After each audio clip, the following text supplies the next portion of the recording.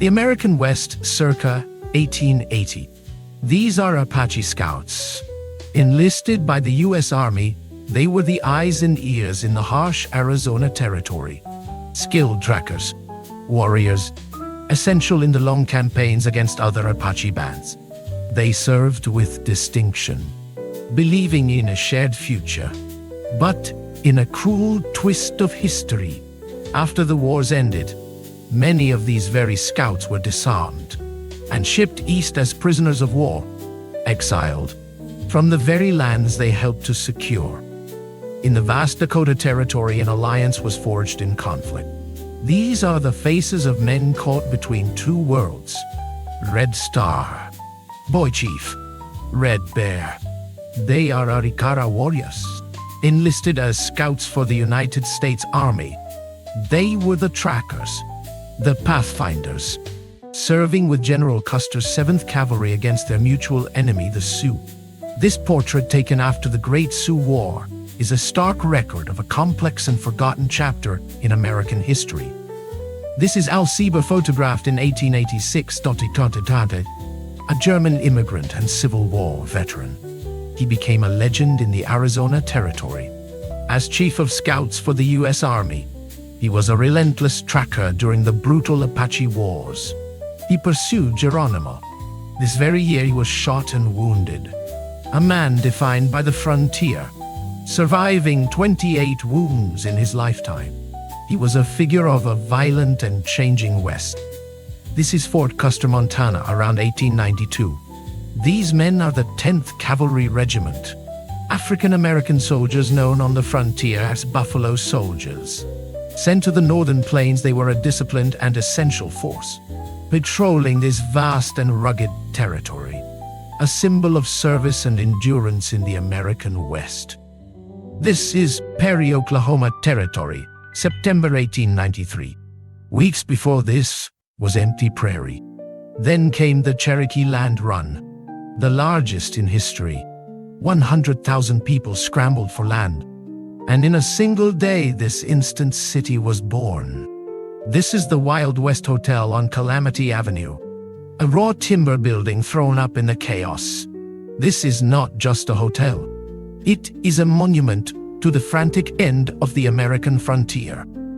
This is Dodge City, Kansas, 1878. What you are looking at is not a hill. It is a mountain of 40,000 buffalo hides.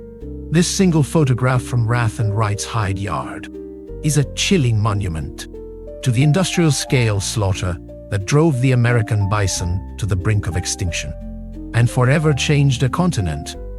This is a portrait of art and love.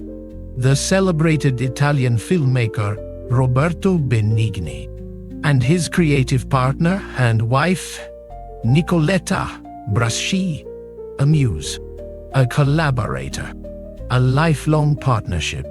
This candid moment captures the profound joy that defined their iconic work together. The year is 1972. This is not just a photograph. It is a front line in a cultural war. We see Rabbi Moshe Hirsch of the ultra-Orthodox Nechurai Karta. He is demonstrating at the entrance of an Eros shop. He is not shouting. He is praying. It is a silent protest, a demand for authorities to close a business they view as a moral stain on the community. In 1948, in the cold Irkutsk region of Siberia, a moment of light. This is not just a photograph. It is a wedding. These are Lithuanian deportees. They were forcibly exiled from their homeland. Far from home, in a place of immense hardship, they gathered to celebrate life. A powerful moment of human spirit. Here on the plains of Montana, a new life takes root. These are not just farmers.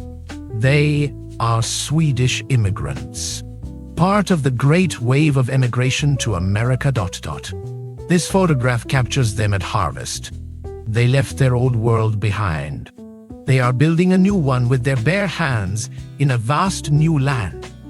This is a celebration of defiance, a Lithuanian wedding in exile. These men and women were deported, torn from their homeland.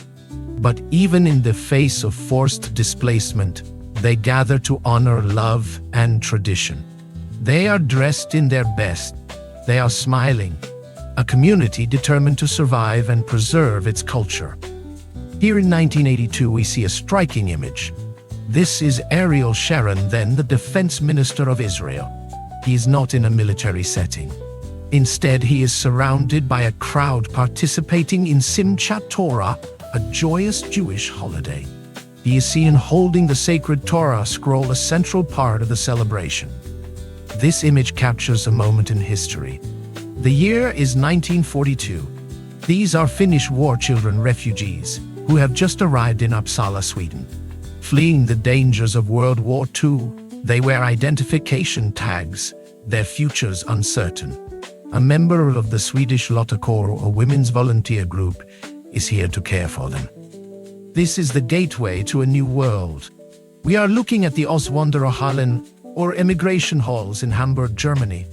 For millions of Europeans in the early 20th century, this station, known as Bollenstadt, was the last stop on the continent.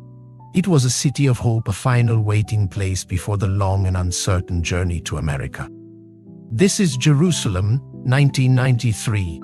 We are witnessing a mass bar and bat mitzvah at the Western Wall. These are not just any children. They are young immigrants from Ethiopia. Having recently arrived in Israel, they are here to affirm their heritage at Judaism's most sacred site, a profound journey of faith and belonging. This is 1981 at the Diaspora Museum in Tel Aviv. The museum, known as Beit Hatfutsot, is hosting a unique symposium. These are not just any teenagers. They are all Israeli children who live abroad. Here they have gathered in their homeland to connect with one another and explore their shared roots. The year is 1979. We are looking down at the Yeshiva College in Kadum, a newly erected Israeli settlement. Here students are gathered in intense study of sacred texts. This image captures a moment of religious education at the very beginning of a new community. This is a Lithuanian family. Jonas Kuzmaitis stands with his daughters Ona and Aldona. This photograph is not just a family portrait. It is a historical document. It is linked to the tragic Soviet deportations that tore families like this one apart. A quiet moment before an uncertain future. The year is 1952. The ocean liner Nes Gripsholm arrives in Helsinki's Katajanokka harbor. On board are Finnish Americans. They are returning to their homeland just before the Helsinki Olympic Games.